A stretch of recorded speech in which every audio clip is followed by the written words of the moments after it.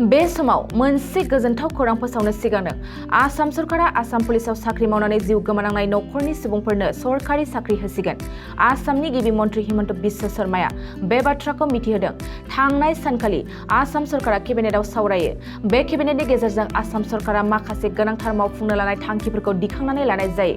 बेबादिनो आसाम सरकारा आसाम पुलिसाव सरकारि साख्रि मावना जिउ गोमानांनाय दुखुथिया नखरनि सोद्रोमाफोरनो सरकार साख्रि होसिगोन। गिबि मन्थ्रिया बुंनाय बादिब्ला थांनाय 1985 मायथाइनिफ्राय दिनैसिम आसाम पुलिसाव साख्रि मावनाय बिजाथिफोरा डिउटि होनायाव गावनि जिउ खोमानांबाय। बे बिजाथिफोरनि नखरनि सोद्रोमाफोरनो बे सरकारि साख्रिखौ होनाय जागोन। मिथिनाय बादिब्ला सिगांनि समफोराव सरकारि साख्रिनि अनगायै सरकारनिफ्राय रां होयोमोन, नाथाय बे खेबनिफ्राय नखरनि सोद्रोमाफोरनो सरकारि साख्रि होनाय जासिगोन। बेबादिनो दिनैसिम गासै 400 नखरफोरनो सरकारि साख्रि होनो केबिनेटआव थांखि लानाय जायो।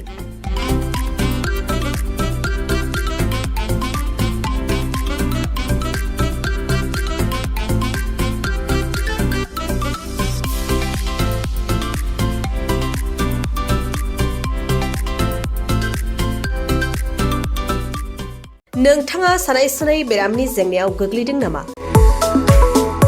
जुदि नोंथाङा सानाय सुनाय दंब्ला जिंगा सिनांगौ गैया।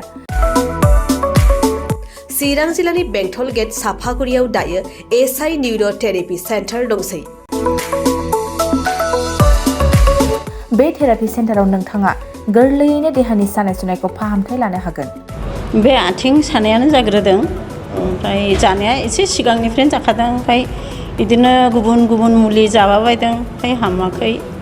दिनैनि ट्रिटमेन्टआनो आङो एसे मोजां मोनसिनबाय। जेरै सिं सानाय, आफादावरि सानाय, मोदोम जरा सानाय, आइजोफोरनि जेंना, खर' सानाय बायदि बेरामखौ फाहामनाय जायो। लोगोसेयैनो बे सेन्टाराव थानानै फाहामथाय लानो हानायनिबो सुबिदा खालामदों। नोंथांमोनहा एसआइ निउर' थेरापि सेन्टाराव फाहामथाय लानो गोसो दंब्ला नैबे मबाइल नम्बर 7620160459 नङाब्ला 9476977956 आव थोंजों सुलाद लानो हागोन।